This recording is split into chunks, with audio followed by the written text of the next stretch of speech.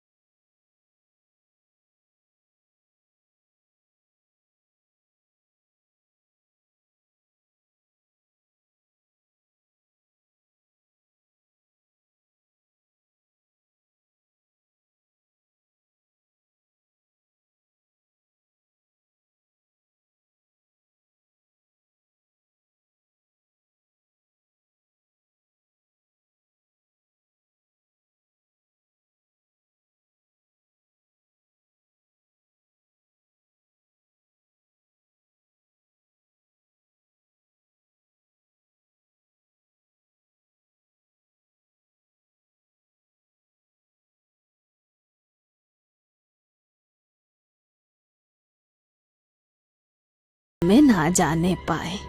बच्चियों से मतलब क्या है आपका? मेरा मतलब बच्चे या बड़े कोई भी बंगले के दूसरे भाग में ना जाने पाए। जितना हिस्सा साफ किया है उतना ही भाग इस्तेमाल में लाए, समझे? लेकिन क्यों? ऐसा क्या है वहाँ? कुछ नहीं, बस बरसों से खाली पड़ा है और अधिकतर हिस्सा टूटा फूटा है। कोई दुर्घटना ना हो जाए इसीलिए एहतियातन कह दिया बस। बाकी जैसा आप लोगों की मर्जी। वो अपनी लाठी टेक कर जाने लगी। आप इस बंगले में नहीं रहती हैं? माँ ने हैरानी से पूछा। नहीं नहीं, मैं तो पास ही में बनी छोटी सी बस्ती में रहती हूँ। यहाँ से ज्यादा दूर नहीं है। अगर कभी कोई जरूरत हो तो बुला लीजिएगा। हम लोग घूम घूम कर पूरे घर का मुआयना करने लगे। पापा और माँ घर का सामान सही करने में व्यस्त हो गए। इतनी बड़ी हवेली में तकरीबन 20 कमरे थे, जिसमें से लगभग 10 कमरे बंद थे, यह जर्जर हालत में थे। बाकी के 10 कमरों में से 4 तो हमने अपने लिए पसंद कर लिए थे। बाकी बचे कमरों में सामान लगाने के बाद भी 2 कमरे बचे ही थे। ये बचे 2 कमरे मेरी दोनों शैतान बहनों के खेलने का मैदान बन चुके थे। हमारा दाखिला गांव के ही स्कूल में करा दिया गया था। पापा को मिली सरकारी गाड़ी से हम जब तब आसपास के सुंदर दृश्य देखने निकल जाते थे। पहाड़ी इलाके बेहद खूबसूरत होते हैं। पहाड़ों में प्राकृतिक सुंदरता के अतिरिक्त एक और चीज बहुत प्रसिद्ध होती है, वो है यहाँ के काले जादू और भूत प्रेत की कहानियां। मेरे सहपाठी अक्सर मुझे यहाँ वहाँ के भूतिया किस्से सुनाकर डराते रहते थे। मैं भी घर आकर अपने छोटे भाई बहनों को डराने के उद्देश्य से वो कहानियां और भी मिर्च मसाला लगाकर सुनाता। जब वो तीनों अक्सर डर से रोने लगते तो मुझे अपनी जीत का एहसास होता और मेरे चेहरे पर मुस्कान खिल जाती। हमें यहाँ आए अभी कुछ ही दिन हुए थे। मैं छोटे भाई सचिन के साथ क्रिकेट खेल रहा था। मुझसे तीनों बच्चों का ख्याल रखने का बोलकर माँ काम निपटाकर निश्चिंत होकर सोने चली गई थी।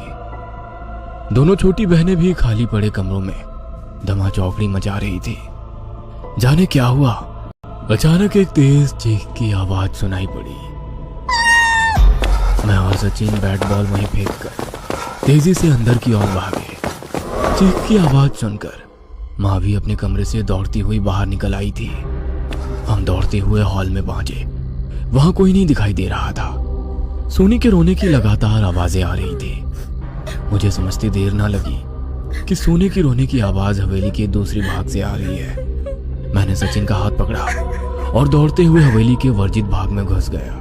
हर तरफ मकड़ी के जाले और धूल का अंबार लगा हुआ था। सामने देखा तो विनी नीचे बेहोश पड़ी थी और सोनी उसके पास खड़ी जोर जोर से रो रही थी। लगभग उसी समय माँ भी हमारे पास पहुंची। विनी को बेहोशी की हालत में देखकर माँ की चीख निकल गई। किसी तरह विनी को लेकर हम बाहर हवादार कमरे में आए। सोनी को पुचकार कर चुप कराने के बाद, तुम चीखे क्यों और विनी कैसे बेहोश हो गई? भैया मैं नहीं चीखी। मैं तो विनी को खोजती हुई बाहर हॉल में गई थी। वो शायद अंदर वाले कमरे में छिपने गई थी। उसकी चीख की आवाज सुनकर मैं भाग कर आई तो वो ऐसे नीचे पड़ी हुई थी। सोनी ने सुबकते हुए बताया। माँ विनी को देखकर रोने लगी थी। मेरी हालत भी खराब हुए जा रही थी। माँ को संभालूं, सोनी को संभालूं या फिर बेहोश पड़ी विनी को देखूं। सचिन दौड़कर 2 गिलास पानी ले आया। एक गिलास माँ को थमाकर दूसरे से विनी के चेहरे पर छींटे मारे तो वो धीरे धीरे होश में आने लगी। विनी को कुशल मंगल देखकर माँ और सोनी का रोना थम गया था। माँ ने प्यार से विनी के सर पर हाथ रखकर पूछा, क्या हुआ बेटा, तुम बेहोश कैसे हो गई? वो मैं छिपने के लिए जगह ढूंढ रही थी। वहाँ उस कमरे के दरवाजे पर साकल बंद थी और उस पर रक्षा सूत्र बंधा हुआ था। मैंने उसे खोलकर कमरे में जैसे ही प्रवेश किया, वहाँ सब धुआं सा दिखने लगा।